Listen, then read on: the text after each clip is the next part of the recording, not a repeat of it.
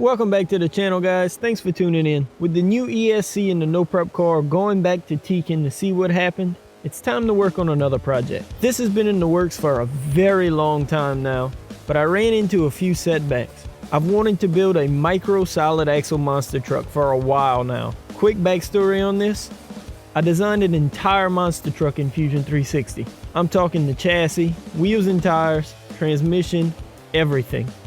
But once I printed the transmission, I wasn't totally happy with it, and the project sort of went on the back burner. Fast forward a bit, and I ran into Kevin Talbot's video on his solid axle monster trucks, where he uses the HBX Devastator axles. I like that idea because of the possibility of front and rear steering. It gives it a scale look, and they look really fun. There were a couple of things I didn't like about his builds though. The first thing was the method of building. Don't get me wrong, there's nothing wrong with what he did.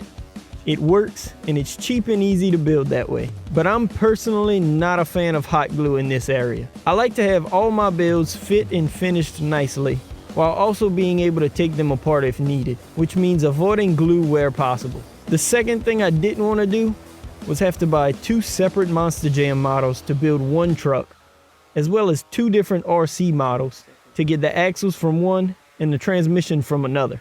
The plan was to make this as budget friendly as possible, and I'm hoping the entire project can stay under $150. But that's dependent on if you have a 3D printer or access to one. So this is all that's left of my HBX Devastator.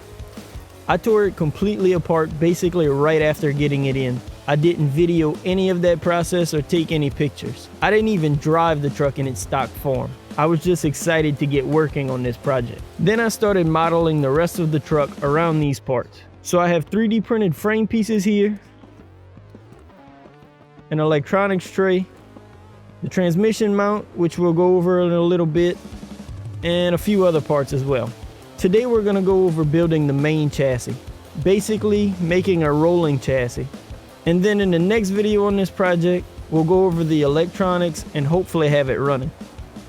I did do a little testing before making this video, and it does work, but I still have a little bit of work to do. So let's get started and put this thing together.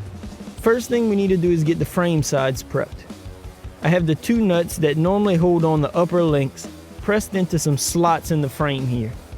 But instead of using the normal ball studs for the upper links, I'm using the ball studs from the shocks. I know that's really tiny, hopefully it'll focus in. I use these because they are a little shorter. You'll understand why later.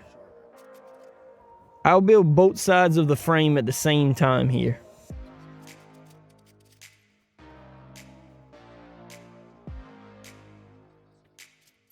Next up, we're going to take the pivot balls out of the lower links. They're threaded, so the screws actually thread directly into them.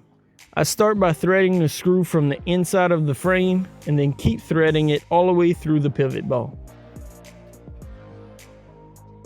I use a pair of shock shaft pliers just to put some light pressure to keep it from rotating. With all of those on, we have one more thing to put on before we can join the frame halves, and that's the servo mounts. These mount to the inside of the frame, and it's important to make sure the mounting hole on the front face is towards the bottom. All of this so far is using the original hardware from the HBX Devastator. Now let's talk about the transmission. I tried my hardest to use the Devastator transmission. I wanted to be able to build the whole truck just using parts from that model. But being that I wanted to go brushless, the transmission just wasn't set up for that. I tried a few different things, and it just didn't have enough torque to turn the tires. So instead, I picked up an SCX24 transmission. These are really easy to find and pretty cheap, and the drive shafts from the Devastator fit directly onto this axial transmission. I swapped it over to the Mod 0.5 spur and pinion from Hot Racing, so I had more options for pinion gears. The other thing I did was 3D print a new motor plate so that the motor sits on top of the transmission rather than on the side. This keeps the footprint relatively small. I used the same screws that come with the SCX24 transmission. They're a little bit of an inconvenience because they're a different size, but they work fine. This one goes in from the top side, and it does stick out a little on the bottom, but it's not a big deal. The other two go through the bottom. We will cover one portion of the electronics in this video because now is the best time to install the motor. This is a 3500 kV rocket motor that I found on Amazon for the Mini Z models. I believe it's a 1410 size motor, so it's pretty tiny. To get it to fit, I still had to do some trimming to the transmission case. It doesn't interfere with any of the gears on the inside, and the motor slides right in and uses the Phillips screws from the original HBX transmission to secure it to the new motor plate. Now we can install the transmission in between the chassis plates, and this is the first piece that will actually hold them together. We want to make sure the motor is towards the rear of the chassis. Once again, using the HBX screws, this goes together pretty quickly, and we already have something resembling a monster truck. Next, we'll throw the electronics plate in.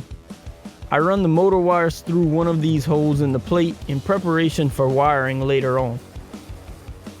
And just like everything else, this uses some more of the HBX Devastator screws. I was actually really surprised how nice these screws were, coming from a cheap kit. The last thing before we throw the axles on is the cross braces. These are also straight from the Devastator. I think it had 5 of them on the original chassis, but you don't necessarily need them all. For now, I only put 4, and it already strengthens the chassis up a good bit. So now we can throw the axles on. All of the pivot balls and ball studs are already on the chassis, so this is kind of simple. The plastic is pretty flexible, so they literally just pop on like this. Pop on the other side, and then make sure to insert the drive shaft. Then we can pop on the upper links just as easily. So now let's talk about the shocks.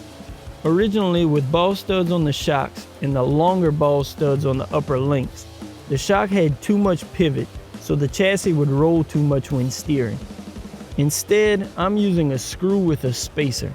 This is a M1.5 screw, I believe, and the spacer is actually a piece of antenna tubing that I cut just a tad wider than the shock hole.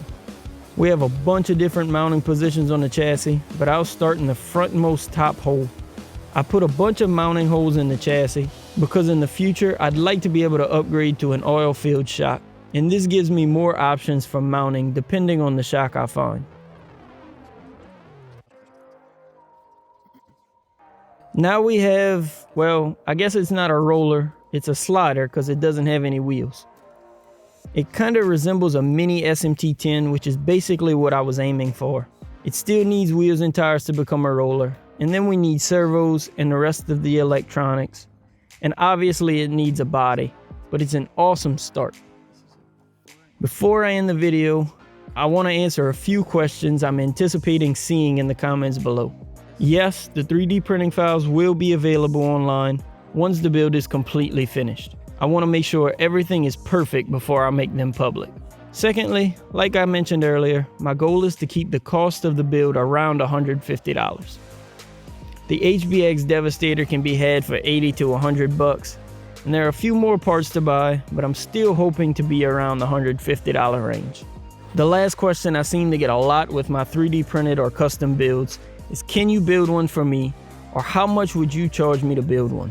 I'll say it the same way Kevin said it in his video.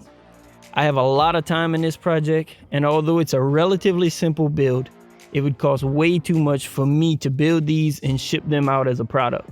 I only have one 3D printer, so that limits the amount that I can print at a time, and it would just be way too expensive for me to build these for other people. It's really a simple project. It's essentially just disassembling one model and turning it into another. The biggest hurdle is a 3D printer, but if you don't have one already, there's a bunch of services online, or maybe you can find someone locally to print the parts for you. So I hope you enjoyed the video. I'm curious what monster truck you would build if you were to build one of these. Would you build a replica of a Monster Jam truck? Or would you come up with your own theme for a truck? Let me know in the comments below. I have a truck in mind already for this one, but that'll be in another video. The next time you see this thing, we'll go over installing the electronics and hopefully finish it off. So leave a like if you enjoyed. Make sure to subscribe if you're interested in seeing the finished truck. Click on that bell icon to be notified when I upload new videos. And as always, thanks again for watching. Peace.